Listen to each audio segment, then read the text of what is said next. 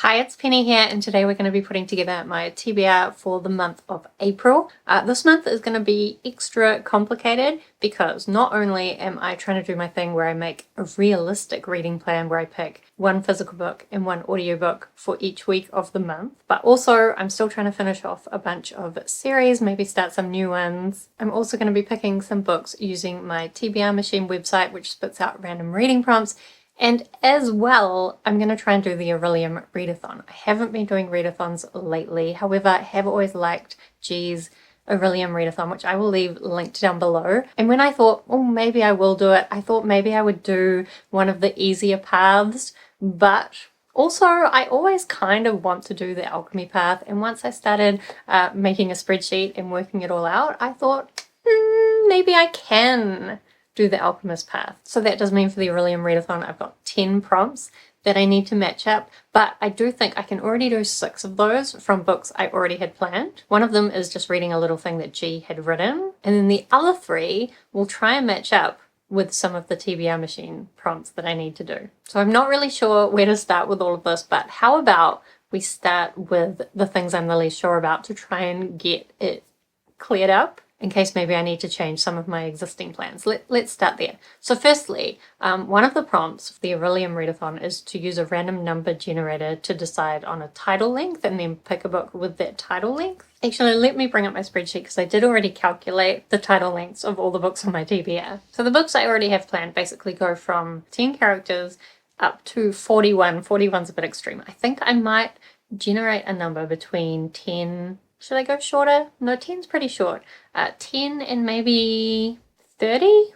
Let's do that. Hey Siri, can you please generate a random number between 10 and 30?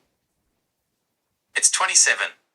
27. Oh, oh, oh. Okay, so I actually have a book from the library, The Sleeper and the Spindle by Neil Gaiman and illustrated by Chris Riddle. So this is like a retelling, I think, of the Sleeping Beauty story. I did actually pick this up thinking it was mostly a graphic story. However, I opened it up and I can see there are maybe less words at the end, but some pages have quite a lot of words. But like overall, I think it'll be a pretty quick read. And I do also have a hold on the audiobook to maybe listen to both at the same time. But I was kind of counting this as a graphic. I always kind of keep my graphics separate from my realistic reading plans just because they don't take as much time. So that actually worked out better than I thought. All right, next what I'm going to do is basically generate all 4 of my TBR Machine reading prompts. From this, I need to pick a book off my physical TBR shelf. However, my physical TBR shelf now is really just this one book. So I'm going to generate all 4 prompts. One of them will be this book, and then the other 3 will try and do audiobooks, and we'll also try to match those other 3 to the 3 gaps I have on the Orillium prompt list. But I'm probably going to have to generate all the prompts up front because otherwise I'll probably never make this work, matching everything together. Okay, so the first prompt is going to be read a book borrowed from the library. So the thing with that is that all my audiobook ones I was going to get from the library, probably. So that gives me a lot of flexibility, actually, in terms of matching it up with the Orillium one. So that's good, a good one. Then the second prompt is going to be read a book written by a female author. Who is the author on this one? This is a random, like, flippy symmetrical arc thing, so it doesn't really have a proper title. The author is Anna Bailey, so that could be this one. But let's see what else we get. Listen to an audiobook. The TBR Machine is just being nice to me now, isn't it? Okay, and then the last prompt that we're going to have is read a book that is a retelling. Should I just put The Sleeper and the Spindle onto this? Because I don't think I have many other retellings that I'm particularly interested in. Yes, I'm going to just match that up because it matches up nicely, but also that means I'm going to need another prompt for another audiobook. So, the next prompt is read a debut novel. That could be hard. Okay, let me go away and do a bunch of research and thinking, and then I'll let you know how we've managed to make everything work, or if we've managed to make everything work. Okay, so that took me longer than I thought it would, mainly because my library doesn't seem to have a lot of audiobooks for the books on my Goodreads Want to Read list, which is really going to be a problem going forward, but let's put that aside. Firstly, I discovered that this book, Tall Bones, actually never got released under the name Tall Bones. It's actually called Where the Truth Lies, and it is this author's debut novel. So this will be the one we're using for debut novel. I don't really know much about it other than I think it's some kind of mystery novel. There's a young girl in a remote town, and then I think her friend goes missing at a party. To be honest, I mainly bought this because it was at a book fair for a couple of dollars and I liked the symmetricality of it. So we'll see about this one. We're not too sure, but hopefully I'll like it. Oh, then I've just remembered one of the Orillium prompts I need to cover is one where you write down 3 titles on a bit of paper, fold them up, and then pick one of them. So actually what I'm going to do is for the audiobook prompt, we're going to write down, where's a bit of paper? Okay, we're going to write down the 3 books that I've got for the 3 remaining prompts because they're all audiobooks, so they all fit the TBR Machine prompt, but we'll see which one is going to fit this Orillium prompt. Actually, I've realized now I need one of them for another Orillium prompt, so we'll put Tall Bones into the pool. I know this is probably cheating since I'm going to be reading all of them anyway, but I just think readathon prompts are designed to be cheated on. Okay, let's fold these up. Okay, so I've written down 3, we'll shuffle them all up, and then we will pick one. This one. So this one is The Binding. So The Binding, I actually don't remember what this is about, but the author is Bridget Collins, who wrote The Betrayals, which I read, I think, at the end of 2022, and it turned out to be my favorite book of the year. So I'm hoping I'll really like The Binding. I think it's something to do... Let me look it up for you. Let's not be ridiculous. Okay, so The Binding, I think what it is in this world, you can go to these book binders and they will take memories that you no longer want to have and basically bind them up in a book, and then you won't have those memories anymore. And we're following a book binder who maybe discovers that he had bound up some memories but then forgotten that that's what he'd done. Sounds intriguing, so hopefully I'll like it. So I'm also going to use The Binding for the prompt to read a library book. Then for the TBR Machine prompt to read a book by a female author, I'm going to read The Dreamers by Karen Thompson Walker. So this one, I think basically society starts falling apart because people just start falling asleep and like getting stuck in their dreams or something. This is one I've had on my TBR for a long time, so it'll be good to finally get to it. And then the last TBR Machine prompt we have is to read an audiobook, and for this I'm going to pick up the audiobook of House of Flame and Shadows by Sarah J. Maas. So this is the 3rd book in the Crescent City series. I loved the 1st book. We basically follow this woman named Bryce as she gets involved in a bit of this murder investigation. It's kind of this big, epic, urban fantasy world, and like the 1st book was great, a nice balance of like murder, mystery, government, magical conspiracy stuff with like more of a personal journey. The 2nd book was the worst. I hated it.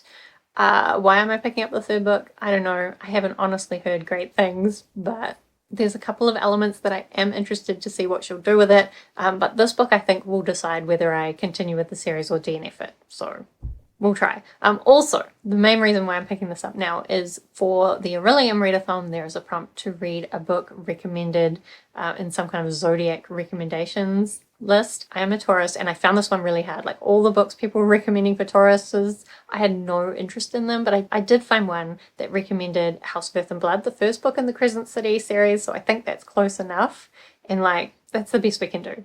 Okay, so if we place the books I've picked so far onto my realistic reading plans, this is what it's looking like. Let me fill in some of the remaining gaps for you. Firstly, in the 1st week, I'm going to be reading A Little Hatred by Joe Abercrombie. This is the 1st book in the 2nd First Law World trilogy. It's confusing. It's the 1st book in a trilogy, but it's a world that I have read books from previously and really loved it. Joe Abercrombie writes really grimdark stories, but also with a sense of humor and just really great character development. Not always a great plot, but I'm hoping that maybe this final trilogy will do a little bit better with the plot. Maybe, or maybe not. I feel like the previous books have set a lot of things up, so this could be really amazing or really disappointing. Fingers crossed, but I do like Joe Abercrombie's writing, so I think I'll get something out of this. And I got this from the library, so for the Orillium Readathon, this is going to cover the prompt book you didn't pay for. Even though if I love it, maybe I'll want to pay for it, but for now, that covers that prompt. So then I'm going to be picking up the Soldier Son trilogy by Robin Hobb. So this is kind of my first foray into Robin Hobb books that aren't part of the realm of the Elderlings. I have read some of her stuff under Megan Lindholm before and really liked it, but I'm hoping I'll also really love this. I did try a chapter of this, but it's also kind of a big fantasy series. I think basically we're following this young boy whose father is raising him to be a soldier, and then he kind of comes across this young woman who is of this minority race that has some kind of magic that means people treat them very badly. I've forgotten a lot, but I am looking forward to reading this one. And for the Orillium readathon, this is going to cover a book with a yellow title. I'm just reading the ebook, but I found an edition that has a yellow title, so we're counting it. Then for the second week, I have another book actually waiting for me at the library at the moment, and that is The Bow by Catherine Mayo. So this is the sequel to Murder at Mike and I, which I read a little while back. It's basically a retelling of Greek myth, but kind of following Odysseus and Menelaus when they're young teenagers and kind of just meeting each other. These are YA books, so they're quite interesting. The first book got very dark very quickly, so I'm interested to see where the second book will take things. And for the Orillium readathon, I'm going to count this for a book with a circle on the cover. There's kind of a circle of leaves in the background, so that's what we're counting. Then in the third week, I'm going to be continuing my Cosmere reread, but we're taking things a bit easy in the month of April, and I'm going to be reading a bunch of short stories. So I've got Shadows of Silence in the Forests of Hell, Elementor Jack and the Pits of Eltania, and Six of Dust. I have read Shadows of Silence before and I really liked it, but I've kind of forgotten, and because they're short stories, I don't want to go too much into the plot, but basically they're set in Brandon Sanderson's Cosmere, so we'll see. I am though going to include Shadows of Silence in the Forests of Hell. I'm going to include that one for the Orillium prompt to read a book you think could cure slumps, because I think shorter stories, novellas, are really good for curing slumps, also rereads, and also I know I liked this one, so it's a good one. Okay, so that's all of my realistic reading plans. But you will notice for the Orillium readathon, we still have a couple of prompts that I haven't covered. But for these ones, because one of the prompts is to read a book with a lock or a key on the cover or in the title, I decided that just sounds like a great opportunity to do a lock and key reread, especially because G, who runs the Orillium readathon, is the one who recommended Lock and Key and caused me to originally pick it up and really love it. So we will count the first book from that series for the Lock and Key prompt in the Orillium readathon, and I will count the third one for the prompt to read a book with a source of light on the cover, because the cover has a lighthouse as well as a key that has a candle on it, so that will count. And then I guess, I don't know if I'll reread the whole series or the first original series, because I haven't actually read some of the other stories they've put out set earlier in that same world. But anyway, this is a really great graphic novel series, sometimes quite dark, but we follow the Locke family who, for reasons, quite traumatic reasons, have moved back to their father's family home, where they start discovering these magical keys that give them different abilities, and there's some strange things going on in town. So there's quite a few books in April that I have quite high hopes for. Hopefully it's going to be a great reading month. Let me know what you have planned for the month of April in terms of your reading, and let's just chat about books down in the comments below. Do subscribe if you'd like to see more of my bookshelf videos. Otherwise, thank you so much for watching. I hope that you are doing well, and I will see you next time.